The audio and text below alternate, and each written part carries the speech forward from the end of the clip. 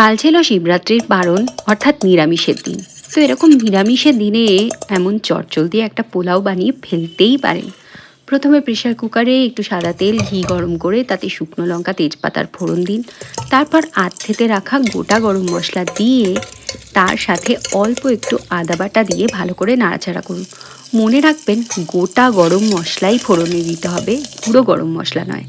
তারপরে কেটে ধুয়ে রাখা সবজি, আমি এখানে ফুলকপি, গাজর আর কড়াইশুঁটি দিয়েছি। আপনার বাড়িতে যা যা আছে তাই দিয়ে দিন, এমনকি আলুও দিতে পারেন।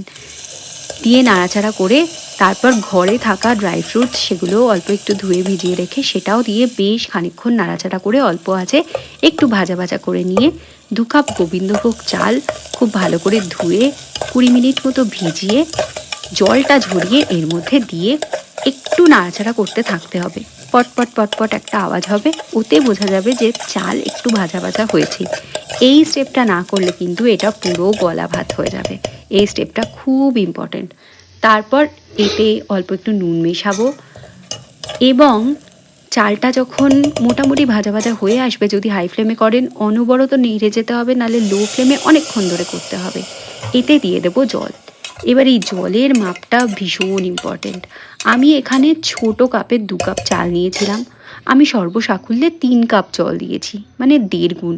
মানে ধরুন আপনি যদি এই 3 কাপ চাল নেন তাহলে 5 কাপ জল নেবেন। যতটা চাল তার ডাবলের 1 কাপ কম। এর মধ্যে আবার করে একটু নুন, একটু চিনি। এই পোলাওটা কিন্তু অল্প মিষ্টি মিষ্টি হয়।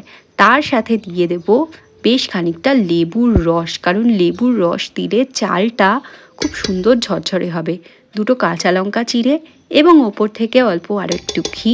এইবার একটু গরম মশলার গুঁড়ো দিয়ে প্রেশার কুকারের ঢাকনাটা লাগিয়ে দেবো সিটি খুলে। আই রিপিট, সিটিটা খুলে রেখে প্রেশার কুকারের ঢাকনাটা লাগিয়ে দেব এবং লো ফ্লেমে এটাকে কুক হতে দেব 20 মিনিটের জন্য।